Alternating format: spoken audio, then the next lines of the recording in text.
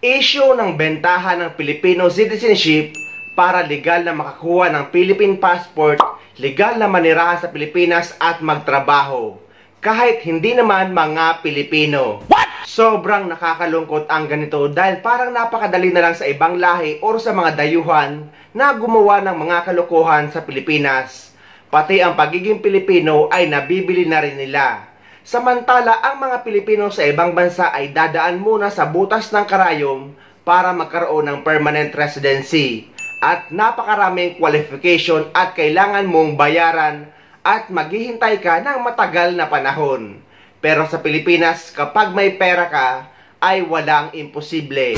At kung dati ay sa rekto lang natin ito nakikita, pero ngayon ay sa mga ahensya na mismo ng gobyerno nanggagaling ang mga dokumento. Naaalarma ang Senado sa umano'y bentahan ng Filipino citizenship sa mga foreigner. Sa pagdinig ng Senate Blue Ribbon Committee, nabunyag na may 6 na banyaga ang nakakuha ng Filipino birth certificates na nakapangalan sa kanila mula sa Philippine Statistics Authority.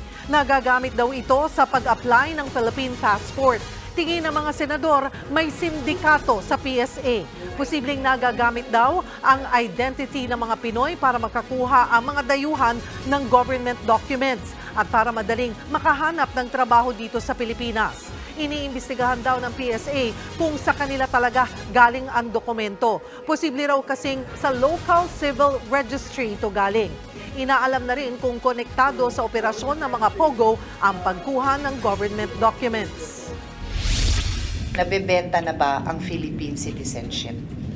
At magkano para maging Filipino citizen? It's sad that I have to ask that question, but that is the effect of what we're seeing. Nabebenta ang Philippine citizenship. Both the timely registration, which means within 30 days after the birth, and the delayed registration, all these processes happen at the local civil registrars, Your Honor. Yes. Local civil register. Because they are the ones to register the event, Your Honor.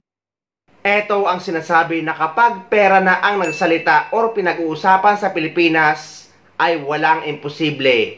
Nakakabahala nga naman talaga ang ganito dahil baka pagdating ng panahon, tayong mga Pilipino na ang magibanyaga sa sarili nating bansa.